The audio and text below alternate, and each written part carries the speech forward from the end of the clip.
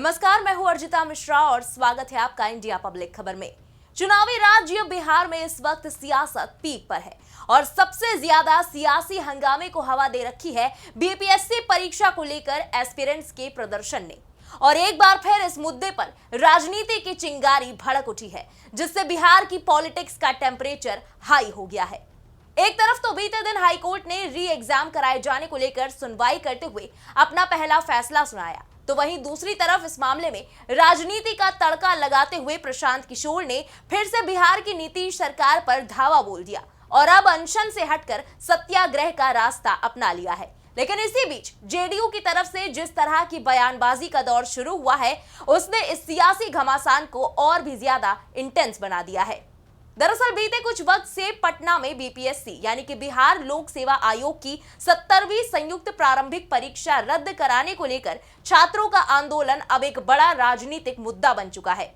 छात्र परीक्षा में हुई अनियमितताओं को लेकर नाराज चल रहे हैं और पूरी परीक्षा रद्द करने की मांग कर रहे हैं। तो वहीं इस बीच अलग अलग राजनीतिक दलों ने इस आंदोलन में कूदकर इसे राजनीतिक अखाड़ा बना दिया है और इस पूरे मामले को और भी ज्यादा हाई प्रोफाइल बनाने का काम किया पूर्णिया सांसद पप्पू यादव और राजनीतिक रणनीतिकार से राजनेता बन चुके जन स्वराज पार्टी की नींव रखने वाले प्रशांत किशोर ने। एक तरफ पप्पू यादव बिहार बंद करके अपना विरोध जता रहे थे, तो वहीं प्रशांत किशोर ने अनशन का रास्ता चुना। शुरुआत ऐसे हुई कि बिहार में बीपीएससी अभ्यर्थियों के द्वारा 70वीं बीपीएससी परीक्षा को रद्द कराने को लेकर धरना प्रदर्शन किया जा रहा था। इस प्रदर्शन में जन स्वराज के सूत्रधार प्रशांत किशोर की भी एंट्री हुई। प्रशांत किशोर ने पहले गर्दनी बाग में छात्रों के साथ मुलाकात की, इसके बाद गांधी मैदान में छात्र संसद का आयोजन किया।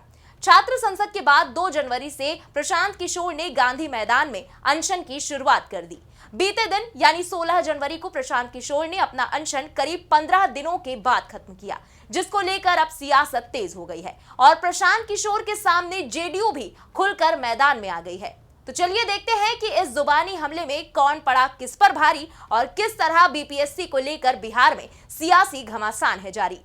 बिहार में दही चूड़ा कार्यक्रम के बाद से ही सियासी उथल-पुथल उफान पर है और ऐसा इसलिए भी क्योंकि इस साल यहां 243 विधानसभा सीटों पर चुनाव होने हैं, जिसके चलते हार जीत का समीकरण बनाने में सभी पार्टियां जुट गई हैं और रणनीतियां भी बनाई जाने लगी हैं।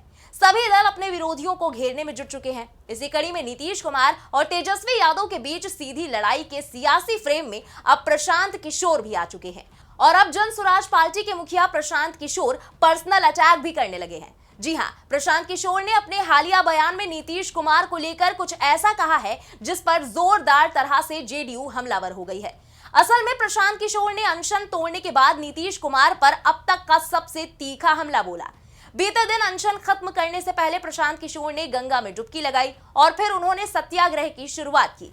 वहीं इस बीच प्रशांत किशोर ने बिहार के सीएम नीतीश कुमार की मेंटल हेल्थ पर सवाल उठाकर बिहार की सियासी हवा को रफ्तार दे दी है। उन्होंने अपने बयान में साफ कहा कि नीतीश कुमार को अपनी मेंटल हेल्थ की जांच करानी चाहिए। प्रशांत किशोर ने कहा कि नीतीश कुमार के मानसिक स्वास्थ्य की जांच होनी चाहिए। उन्होंने कहा कि हमारी ये मांग है कि बिहार सरकार आधिकारिक तौर पर विज्ञप्ति जारी करे कि क्या बिहार की व्यवस्था चलाने में नीतीश कुमार मानसिक रूप से स्वस्थ हैं। शायद आज नीतीश कुमार की स्थिति ऐसी है कि वो कोई भी निर्णय खुद नहीं ले रहे। साथ ही प्रशांत किशोर ने यह भी क्लियर कर दिया कि नीतीश सरकार के खिलाफ उनका सत्याग्रह आगे भी जारी रहेगा। तो वहीं प्रशांत किशोर के इस बयान पर जेडीयू और बीजेपी ने काफी पलटवार किया। जेडीयू ने तो एक कदम आगे बढ़कर यह भी कह दिया कि प्रशांत किशोर राजनीतिक रूप से बेशर्म है। दरअसल जेडीयू के प्रवक्ता नीरज कुमार ने अपने बयान में कहा कि ब्लैंकेट बॉय, आप नीतीश कुमार पर व्यक्तिगत टिप्पणी करते हो, वो आपको अपने घर में रखे थे, आप राजनीतिक रूप से बेशर्म हो। नीरज कुमार ने आगे कहा कि परेशान कंबल वाले किशोर जी, राजनीति की आत्मा को शर्म आ गई होगी। आप कैसे व्यक्ति हैं जो मीडिया के कैमरों के सामने अपना नहाना भी कैद करवा लेते हैं, लेकिन परंपरा के तहत आपने तो जनेऊ भी नहीं पहना था, फिर किस बात के लिए गंगा स्नान। जो बिहार के युवाओं के साथ आपने धोखाधड़ी की, गांधी के बताए रास्ते पर जो शराबबंदी के खिलाफ होगा, वो तो राष्ट्रपिता की आत्मा को कष्ट पहुंचाने वाला है। तो अब आप परेशान किशोर से प्रवासी किशोर बनने वाले हैं, ये स्मरण रखिएगा। तो वहीं बीजेपी प्रवक्ता प्रभाकर मिश्रा ने प्रशांत किशोर पर हमला बोलते हुए कहा कि राजनीति के अखाड़े में खुद कुश्ती लड़ना और रेफरी की भूमिका निभाना दोनों अलग अलग चीजें हैं। आप राजनीति में विफल साबित हुए हैं। यही नहीं, केंद्रीय मंत्री और एनडीए में शामिल एक और अहम घटक दल हिंदुस्तानी आवाम मोर्चा के चीफ जीतन राम मांझी ने तो उल्टा प्रशांत किशोर को ही मानसिक रूप से बीमार करार दिया। उन्होंने कहा कि मेरा मानना है कि प्रशांत किशोर मानसिक रूप से अस्वस्थ हैं, उन्हें पैसे की गर्मी है, बहुत पैसे कमा लिए हैं उन्होंने इधर उधर से, कोई ऐसा मुद्दा नहीं है जिसके लिए इतना उछल रहे हैं। मांझी ने आगे कहा कि 911 केंद्रों पर परीक्षाएं ठीक हो गई, लेकिन एक केंद्र की परीक्षा कैंसिल हुई, उसमें भी उसकी फिर से परीक्षा ली गई, तो फिर ये किस प्रकार का प्रदर्शन और किस प्रकार का अनशन है? ये गलत मूवमेंट चला रहे हैं, राजनीतिक लाभ लेने के लिए ऐसा बोल रहे हैं, इसलिए मानसिक दबाव में वो हैं, नीतीश कुमार नहीं। इसके अलावा प्रशांत किशोर के बयान पर बिहार के स्वास्थ्य मंत्री मंगल पांडे ने भी पलटवार किया है। उन्होंने कहा कि प्रशांत किशोर को मर्यादा में रहना चाहिए। अनशन की वजह से प्रशांत किशोर की मानसिक स्थिति खराब तो नहीं हो गई है। वो यानी कि प्रशांत किशोर मीडिया में आने के लिए ऐसे बयान दे रहे हैं। अगर उनकी हालत ठीक नहीं है तो बताएं, मैं उन्हें कोइलवर अस्पताल में भर्ती करवा दूंगा। आपको बता दें कि 6 जनवरी को पटना पुलिस ने सुबह के समय प्रशांत किशोर को अनशन स्थल से गिरफ्तार किया था, लेकिन उसी दिन उन्हें अदालत से जमानत मिल गई थी। इसके बाद भी प्रशांत किशोर ने अपना अनशन जारी रखा। इस दौरान उनकी तबीयत बिगड़ने पर उन्हें पटना के मेदांता अस्पताल में भर्ती भी कराया गया था।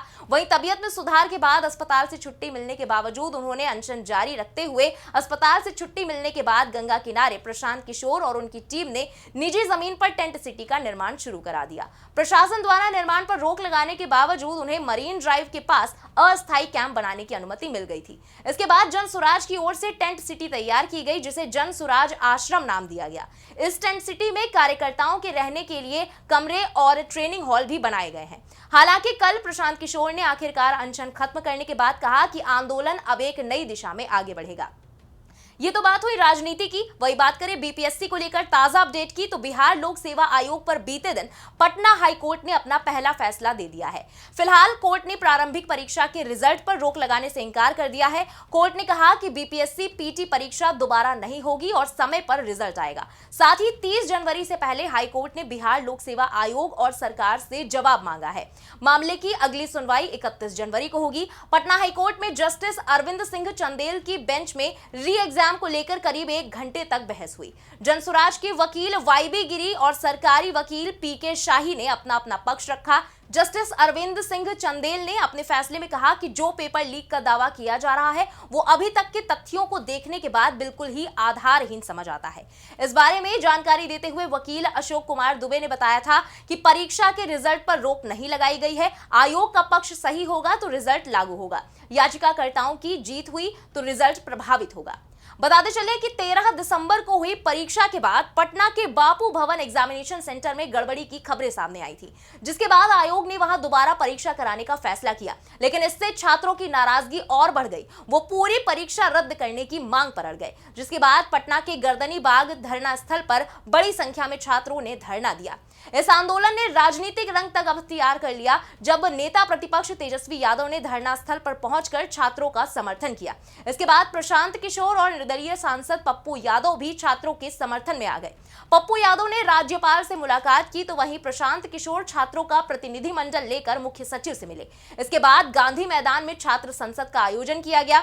वहीं छात्र संसद के बाद 2 जनवरी से प्रशांत किशोर ने गांधी मैदान में आमरण अनशन की शुरुआत कर दी। बीते दिन यानी 16 जनवरी को प्रशांत किशोर ने अपना अनशन करीब 15 दिनों के बाद खत्म किया, जिसको लेकर अब राजनीति शुरू हो गई है। साथ ही ये मुद्दा आगामी चुनाव के मद्देनजर अब राजनीतिक दलों के लिए युवाओं और छात्रों के बीच अपनी स्थिति मजबूत करने का एक सुनहरा मौका भी बन गया है और सभी पार्टियां इस मुद्दे पर छात्रों की वेल विशर बनने की कोशिश कर रही हैं। साथ ही ये आंदोलन चुनावी वोट बैंक की राजनीति का भी अहम हिस्सा बनता दिखाई दे रहा है। ऐसे में प्रशांत किशोर की तरफ से आने वाले वक्त में और क्या कुछ दांव पेच देखने को मिलते हैं और उसका जेडीयू किस तरह जवाब देती है, ये देखना वाकई दिलचस्प होगा। फिलहाल इस खबर में अभी के लिए बस इतना ही। इस खबर से जुड़ी तमाम लेटेस्ट अपडेट्स के लिए बने रहे इंडिया पब्लिक खबर के साथ। हमारे यूट्यूब चैनल को सब्सक्राइब करें, बेल आइकन दबाना बिल्कुल ना भूलें।